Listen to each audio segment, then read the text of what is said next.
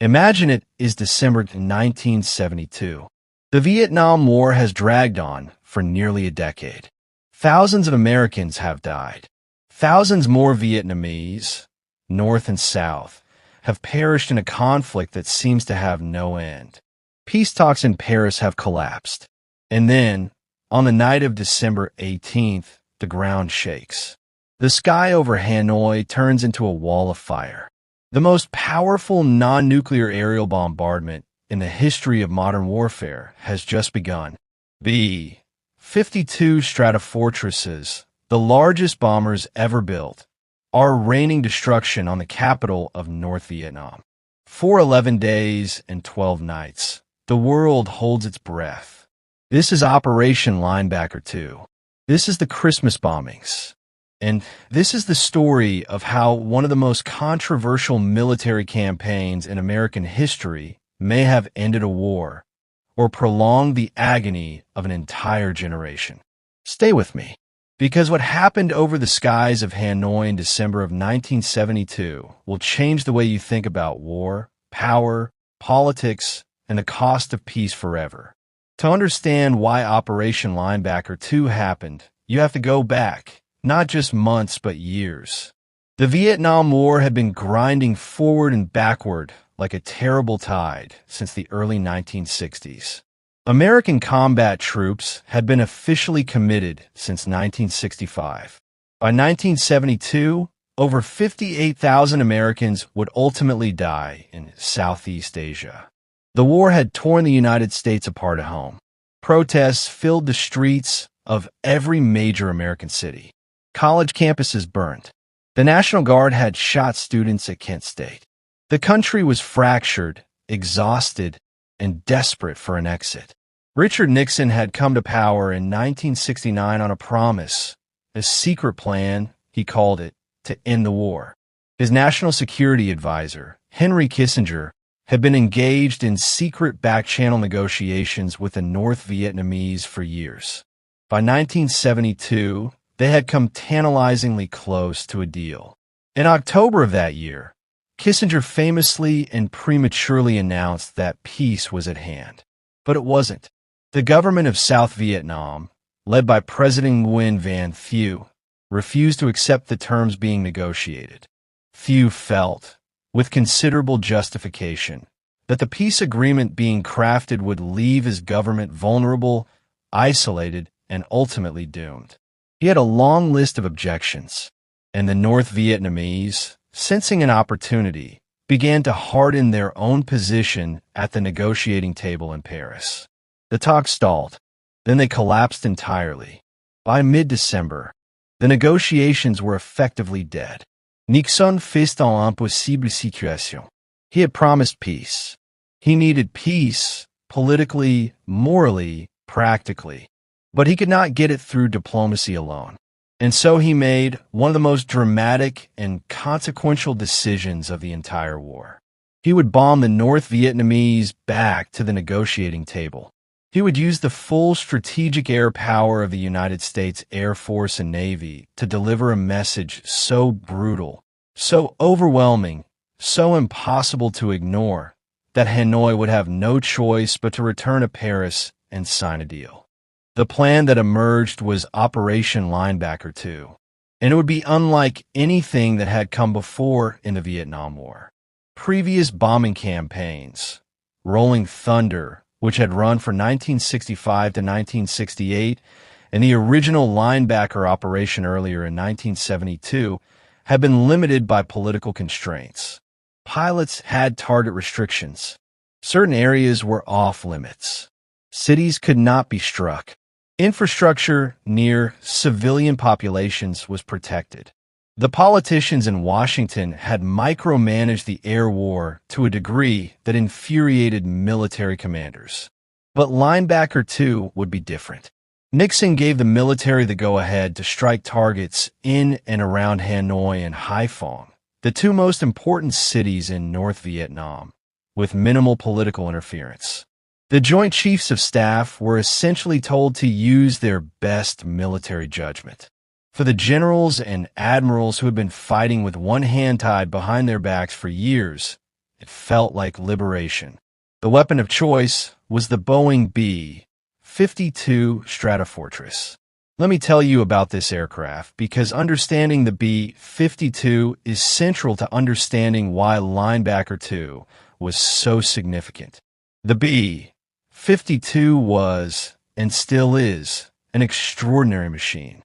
It entered service in 1955, originally designed as a nuclear bomber to deliver thermonuclear weapons against the Soviet Union in the event of World War III. It is enormous. The wingspan stretches over 185 feet, longer than the Wright brothers' first flight. It can carry an almost incomprehensible payload of conventional bombs, up to 70,000 pounds of ordnance. When a formation of B-52s unleashes its bombs, the explosions walk across the landscape in a pattern of total destruction roughly a mile long and a quarter-mile wide. There is no hiding from a B-52 strike. There is barely surviving one. By December 1972, the B-52 had been operating over Southeast Asia for years, primarily striking targets in South Vietnam, Laos, and Cambodia in support of ground forces. But sending B-52s over Hanoi, the capital of North Vietnam, one of the most heavily defended cities on Earth, was an entirely different proposition. North Vietnam had built, with Soviet assistance, an integrated air defense system that was arguably the most sophisticated in the world outside of the Soviet Union itself. The backbone of this system was the SA-2 Guideline surface-to-air missile, a radar-guided weapon capable of reaching altitudes well above 60,000 feet. Hanoi and Haiphong were ringed with hundreds of SA-2 launchers. They were also protected by MiG-17, MiG-19, and MiG-21 fighter aircraft, fast, agile, and deadly. And then there were thousands of anti-aircraft artillery pieces, ranging from small-caliber weapons to massive 100mm guns capable of reaching high altitudes. The generals at Strategic Air Command, or SAC, knew the risks. They knew that sending B-52s into this environment would result in losses. The question was how many, and the question was whether those losses, in men and machines, would be worth the strategic result. The decision was made. Linebacker 2 would commence on the night of December 18, 1972. The codename for the first night of attacks was Operation Charcoal. The men who would fly these missions were told as little as possible about the political context. They were simply given their targets, their routes, their timing, and their instructions. Fly in. Drop the bombs. Fly out. Don't deviate from the plan. That first night, 129 B-52s took to the skies from bases in Guam and Thailand. From Guam, the aircraft of the 43rd Strategic Wing and the 72nd Strategic Wing lumbered down the runways of Andersen Air Force Base, the largest air base in the world, and began the long flight across the Pacific approaches to Southeast Asia. From Thailand, aircraft from U Tapeo Royal Thai Air Force Base launched for the shorter, more direct run into North Vietnam. The planning had been done primarily by SAC headquarters back in Omaha, Nebraska, thousands of miles from the actual combat zone. And this would turn out to be a serious problem. The routes assigned to the bombers were rigid and predictable. The aircraft were directed to fly the same altitudes, the same headings, the same post-target turns, night after night. For the North Vietnamese air defense crews, it was almost like shooting at targets on a range. They knew where the bombers were going. They knew how they would get there, and they were ready. The first night strikes hit multiple targets around Hanoi and Haiphong. Rail yards, storage facilities, communications nodes, military complexes. The bombs fell with devastating effect, but so did the missiles. On that first night, 3 B-52s were shot down, 3 aircraft destroyed, 15 men missing in action or captured. For the crews that returned to their bases in Guam and Thailand, the losses were sobering. For the planners back at SAC headquarters, they were alarming. But the operation continued. Night after night, the bombers returned. Night 2, Night 3, Night 4. The targets expanded. Rail lines, power stations, petroleum storage facilities, radio transmitters, air defense radar sites themselves became targets as the planners tried to suppress the North Vietnamese defenses. The EA, 6B Prowlers, and EB, 66 electronic warfare aircraft flew alongside the strike packages, jamming North Vietnamese radar.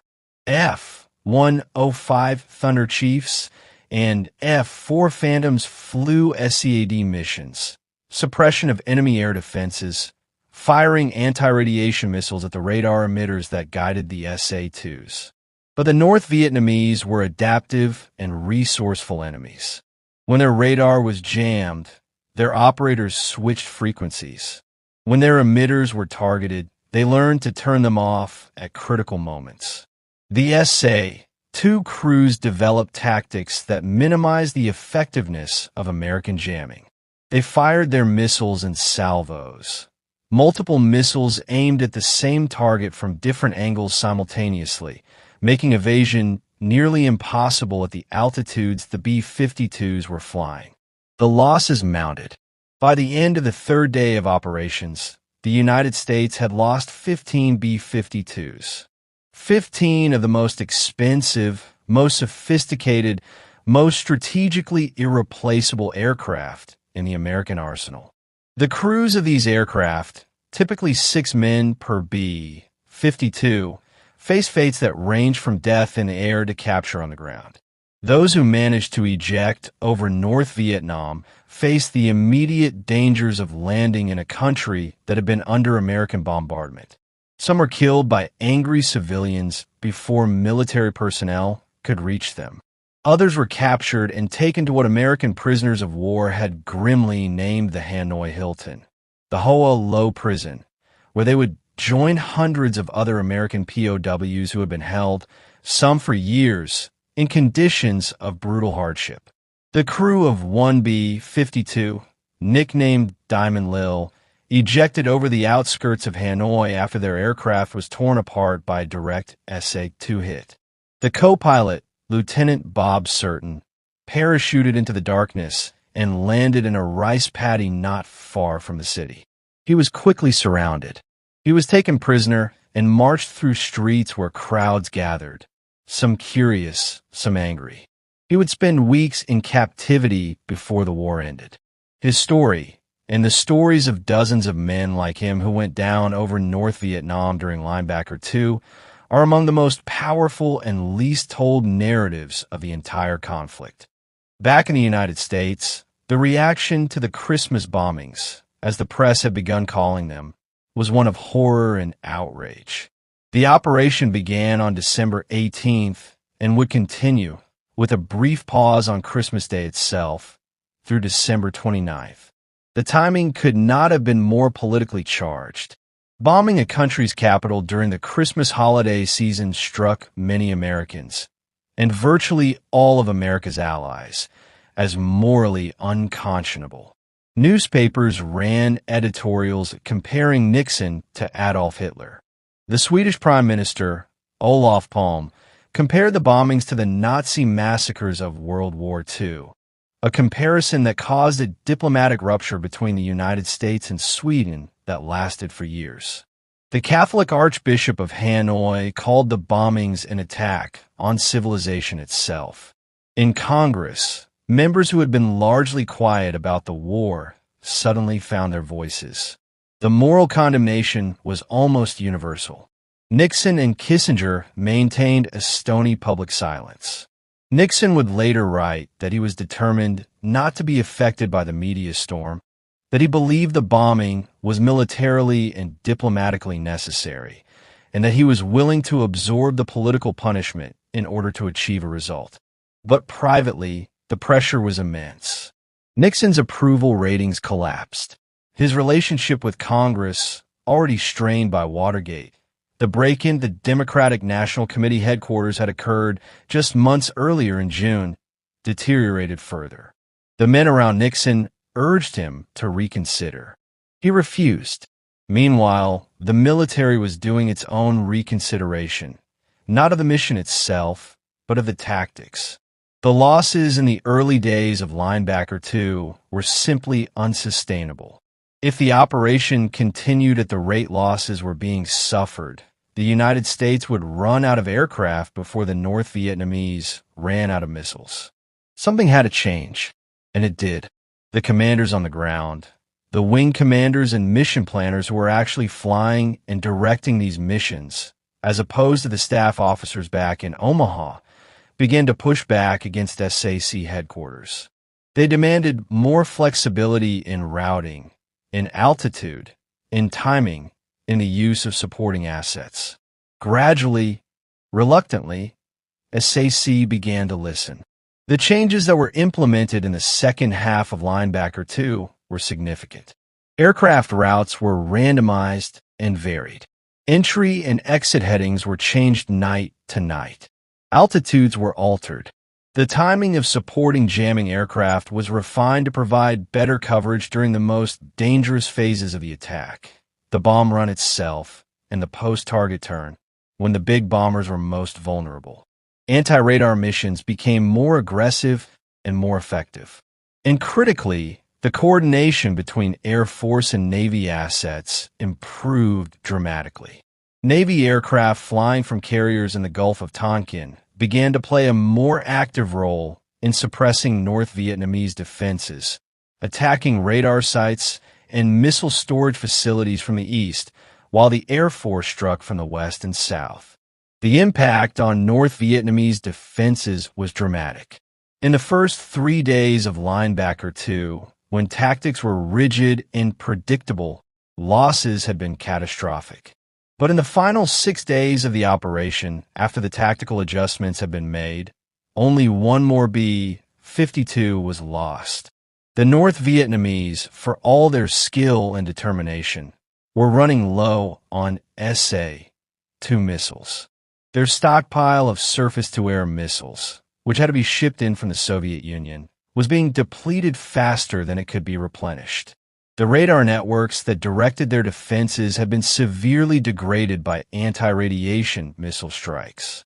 Their MiG fighters, which had achieved some success against the bombers in the early nights, were increasingly unable to operate effectively as their airfields were struck and their ground control infrastructure was disrupted.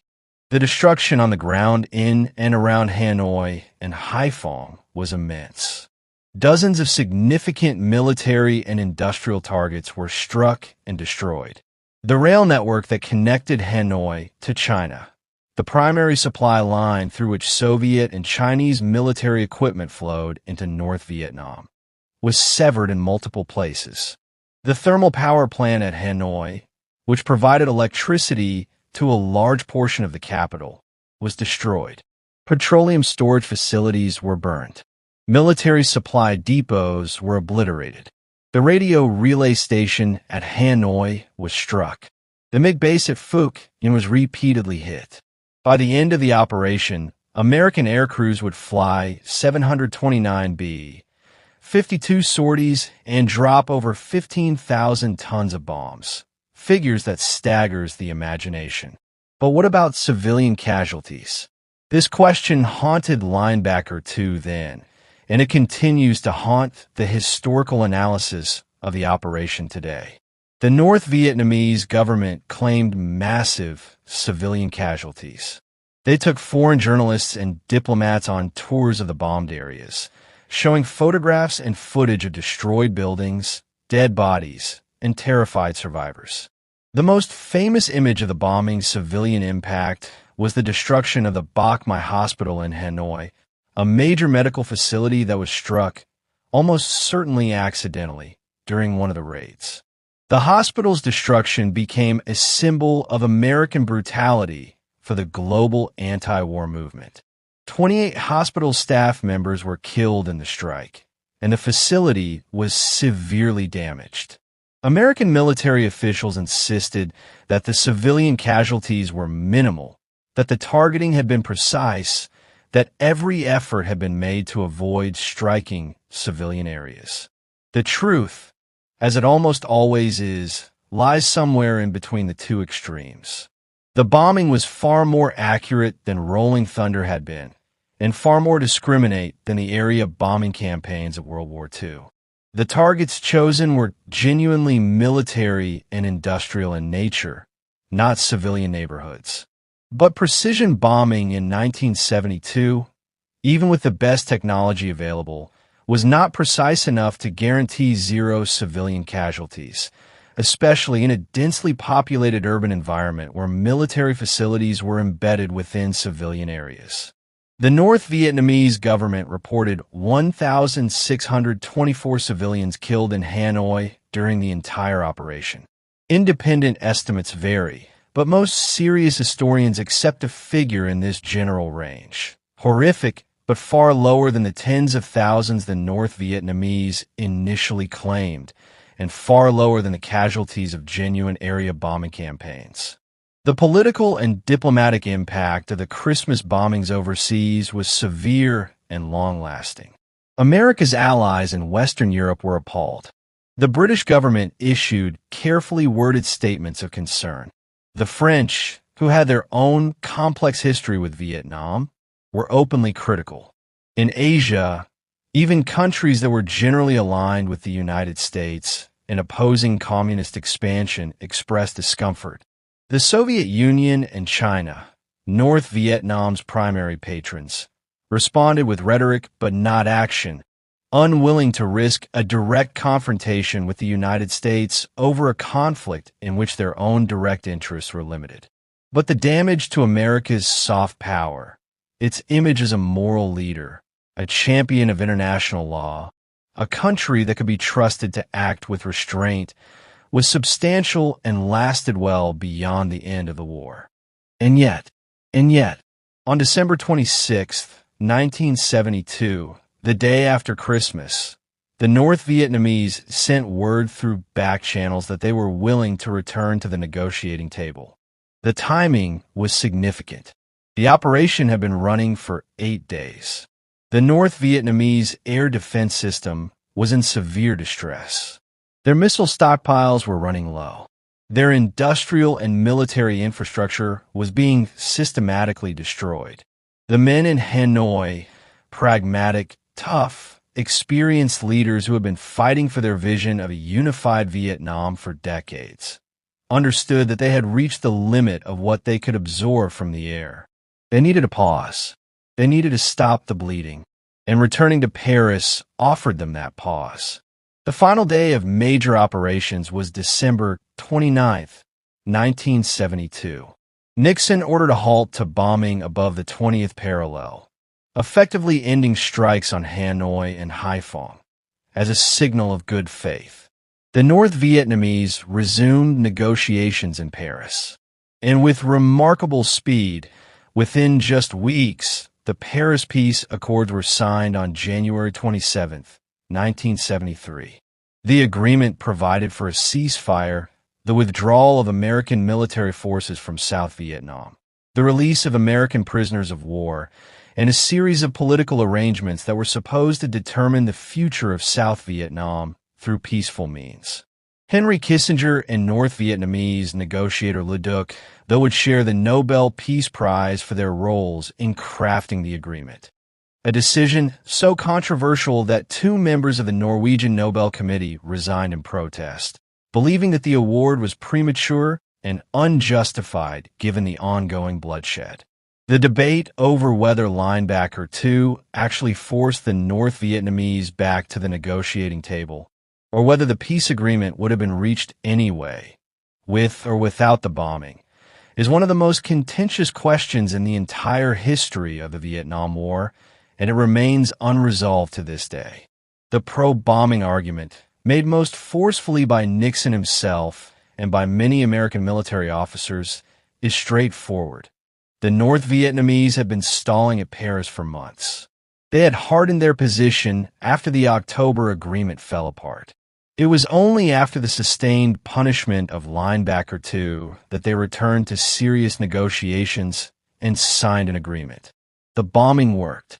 It achieved its military and diplomatic objectives. But the counterargument is equally powerful. The terms of the Paris Peace Accord signed in January 1973 were not significantly different from the terms that had been on the table in October 1972. The terms that Kissinger had prematurely declared represented peace. If the terms were essentially the same, what exactly did 11 days and 12 nights of bombing achieve? What did 15 lost B-52s and their crews achieve? What did the 1,600 dead Vietnamese civilians achieve? If the same deal was available in October without the bombing, then Linebacker 2 was not a diplomatic triumph. It was an act of terrible futility. Worse, it may have been an act that served domestic American political purposes, demonstrating to South Vietnam's few that the United States was still committed, still willing to fight, rather than any genuine strategic objective. The truth is that both arguments contain significant elements of validity, and the historical evidence does not definitively resolve the question. What is clear is that North Vietnam was suffering significantly under the bombing. What is also clear is that the terms of the final agreement were ones that North Vietnam could live with, and ultimately, they could live with them because the agreement left North Vietnamese forces in place in South Vietnam, set up a political process that Hanoi fully intended to undermine, and committed the United States to a withdrawal that would leave South Vietnam to fend for itself. Within 2 years of the Paris Peace Accords, North Vietnam had launched the military offensive that would ultimately reunify the country under communist rule. Saigon fell on April 30th, 1975. The agreement that Linebacker 2 had supposedly secured turned out to be, in the words of one bitter American official, a decent interval. Time enough for the United States to extract itself without the immediate, humiliating spectacle of abandonment. For the men who flew Linebacker 2, the B-52 crews, the fighter pilots, the electronic warfare specialists, the support crews, the experience was defined by a particular kind of courage that is difficult to describe to anyone who has not experienced aerial combat. These were not young draftees plucked from civilian life and sent into the jungles with rifles. They were highly trained professionals, many of them career military officers, who understood the risks they were taking and took them anyway because their country had asked them to. They flew into the teeth of the most sophisticated air defense system in the world. They flew at night, in formation, on predictable routes that made them sitting targets. They dropped their bombs and they died, or they survived and they flew again the next night.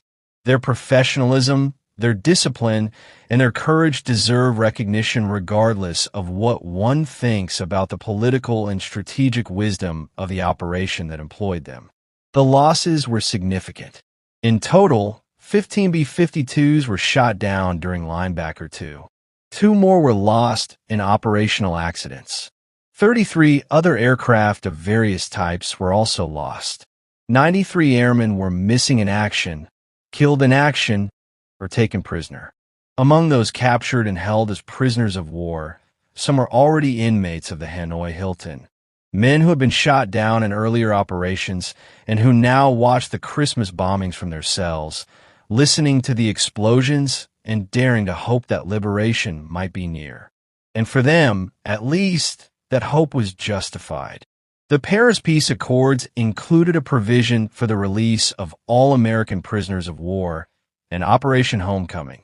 The repatriation of 591 American POWs took place between February and April of 1973. For the men who had spent years in captivity, some of them since 1964 or 1965, the return home was one of the most emotionally overwhelming experiences imaginable.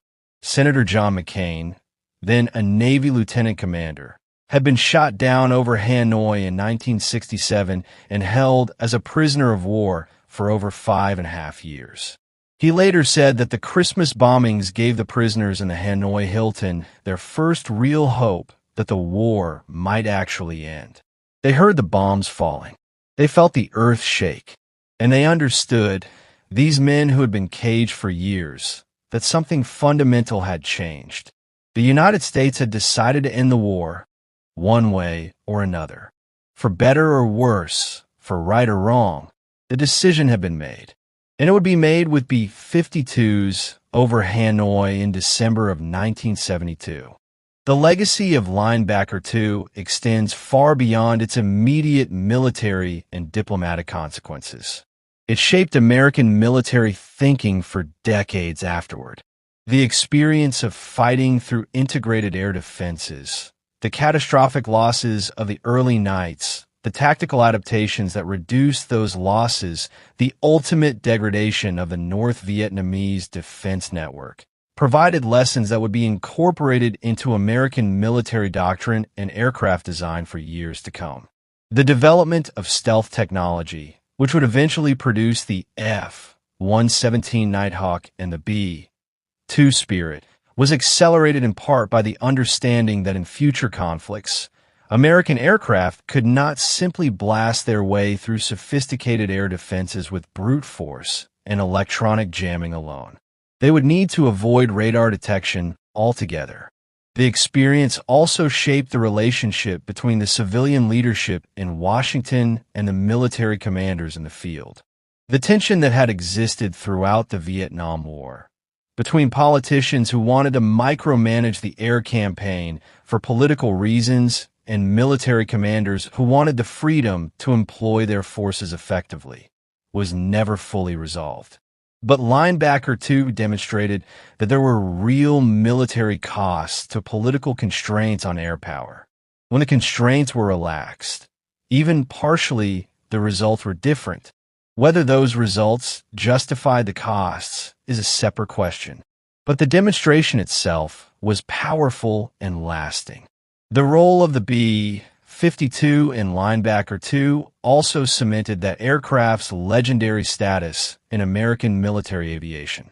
The Stratofortress had been designed as a nuclear delivery vehicle. It had been employed in Vietnam as a conventional bomber, and its performance in that role, the devastating accuracy and overwhelming destructive power of its bomb loads, had already established its reputation. But Linebacker 2 added something new to that reputation. The image of the B-52 flying through curtains of surface-to-air missiles, absorbing damage, and continuing to fly. Aircraft that had been struck by missiles and were burning continued their bomb runs, dropped their ordnance on target, and then turned for home. Some made it, some didn't. But the image of the B-52 as an aircraft of almost supernatural toughness, built to take punishment and keep flying, became part of American aviation mythology. And remarkably, the B-52 continues to serve in the United States Air Force to this day, more than 70 years after it first flew. It will likely continue to serve into the 2050s, making it one of the longest-serving military aircraft in history. There is another dimension to Linebacker 2 that deserves careful attention, and that is the North Vietnamese perspective. American accounts of the operation naturally focus on the American side. The planning, the losses, the political debates, the tactical adaptations. But the men and women on the ground in Hanoi and Haiphong lived through something that Americans experienced only through newspaper headlines and television footage. The sound of air raid sirens, the scramble into bomb shelters, the earth shaking as thousands of tons of bombs fell on the city and its surroundings, the smell of smoke and burning, the sight of the night sky lit up by explosions and by the burning trails of surface-to-air missiles racing upward toward targets invisible in the darkness above. For many Vietnamese, the Christmas bombings confirmed everything they had been told by their government about American imperialism and aggression. The image of the most powerful nation on earth bombing a small, poor country's capital during the Christmas holiday was one that reinforced a particular narrative, a narrative that was, in many respects, politically useful to Hanoi's leadership. The destruction and the civilian casualties, however limited by the standards of previous wars, were real. The fear and the suffering were real. And the determination of the Vietnamese people, a determination forged over decades of fighting, first against French colonialism and then against American intervention, was not broken by the bombs. If anything, it was hardened. This is one of the profound paradoxes of Linebacker 2, and indeed of the entire American air war in Vietnam.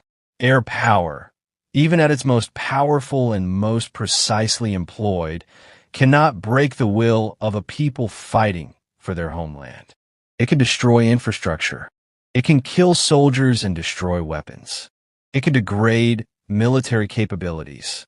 It can inflict enormous economic and industrial damage. But it cannot, by itself, convert an enemy that is ideologically committed and willing to absorb enormous punishment into a compliant and cooperative negotiating partner. The North Vietnamese came back to the negotiating table in December 1972 not because their will was broken, but because they had made a rational calculation that the terms on offer were acceptable, that they could sign an agreement, wait out the Americans, and then resume the path to reunification when the conditions were right. And that is exactly what they did. The final chapter of this story, the fall of South Vietnam in April 1975, casts a long and melancholy shadow over any assessment of Linebacker 2. If the bombing was intended to create the conditions for a lasting peace, it failed. If it was intended to give South Vietnam a genuine chance at survival, it ultimately failed. The Paris Peace Accords provided a 2-year breathing space, not a genuine settlement. The United States, torn apart by Watergate, by the growing revulsion against the war, and by the simple exhaustion of a decade of inconclusive conflict, was not willing to re-intervene when North Vietnam launched its final offensive in 1975. The promised American support, the resupply of weapons, the diplomatic backing, the implicit threat of renewed air strikes if the North violated the peace agreement, never materialized. Congress had passed legislation explicitly prohibiting further American military intervention in Southeast Asia. Nixon himself, destroyed by Watergate, had resigned in August 1974. His successor, Gerald Ford, could do nothing. In South Vietnam, the country for whose independence so many Americans and so many more Vietnamese had died, ceased to exist on April 30th, 1975. In the decades since the fall of Saigon, American veterans of Operation Linebacker 2 have lived with the complex and sometimes contradictory feelings that the operation produced. Pride in their professionalism and courage. Grief for their comrades who did not return. Frustration that the larger war was ultimately lost despite their sacrifices. Anger at the politicians who sent them into harm's way without a clear strategy for achieving lasting results. And sometimes, increasingly, as the years have passed and the passions of the era have cooled, a kind of sober, professional pride in having executed one of the most challenging aerial campaigns in the history of warfare. Whatever its ultimate strategic worth, Linebacker 2 was, from a purely operational standpoint, an extraordinary achievement. The crews that flew it deserve to be remembered. The Christmas bombings of Hanoi have never fully escaped the moral shadow that fell on them from the moment they began. The timing. The Christmas holiday, the season of peace and goodwill, has always made them uniquely controversial, uniquely easy to condemn. But moral clarity in wartime is always elusive. The men who flew those missions were not monsters. The men who planned them were not without conscience. And the North Vietnamese leaders who had conducted their own campaigns of extraordinary brutality, who had tolerated and sometimes directed the massacre of civilians in places like Hue during the 1968 Tet Offensive, who had sent hundreds of thousands of their own young men to die in the jungles of the South, were not innocent victims of American aggression. War is a catastrophe. Every war is a catastrophe. And the Vietnam War was one of the great catastrophes of the 20th century, a conflict that killed 3 to 4 million Vietnamese, North and South, and destroyed or damaged the lives of millions more. It killed 58,220 Americans. It wounded hundreds of thousands more, physically and psychologically. It tore the United States apart at home in ways that took decades to heal, and in some ways may never fully have healed. Operation Linebacker 2 was 11 days in a war that lasted 11 years. But those 11 days, the burning nights over Hanoi, the contrails of B-52s at altitude, the rising columns of SA-2 missiles, the parachutes drifting down through the smoke and fire, have come to represent something essential about the entire conflict: the immense power and the ultimate impotence of military force. The gap between what nations want to achieve and what they are actually able to achieve. The terrible price paid by the people who fight wars on all sides for the decisions of the people who start them. Remember the names. Remember the numbers. 15 B-52s shot down. 93 men missing, captured, or killed. Over 1,600 Vietnamese civilians dead in Hanoi alone. 15,000 tons of bombs dropped. 11 days of bombing. 2 years of uneasy peace. And then the fall of Saigon. These are not just statistics. They are human lives. They are fathers and sons and husbands. They are men who got up before dawn and flew into the most dangerous airspace on Earth because they were asked to. They are men and women who built shelters under their city and prayed that the bombs would miss. They are part of the same tapestry of human suffering and human courage and human folly that makes up the history of war itself. Operation Linebacker 2 ended on December 29, 1972. The Paris Peace Accord was signed less than a month later. American prisoners of war began coming home in February 1973. The last American combat troops left South Vietnam, and the American war in Vietnam, was over, at least for Americans. For the Vietnamese, it would continue for 2 more years until the very end, until the tanks rolled through the gates of the presidential palace in Saigon, until the last helicopters lifted off the roof of the American embassy, until the last chapter of one of the longest, most painful, most consequential conflicts of the 20th century finally closed. This is the story of Operation Linebacker 2. This is the story of the Christmas bombings. It is a story without a clean ending. It is a story without a simple moral.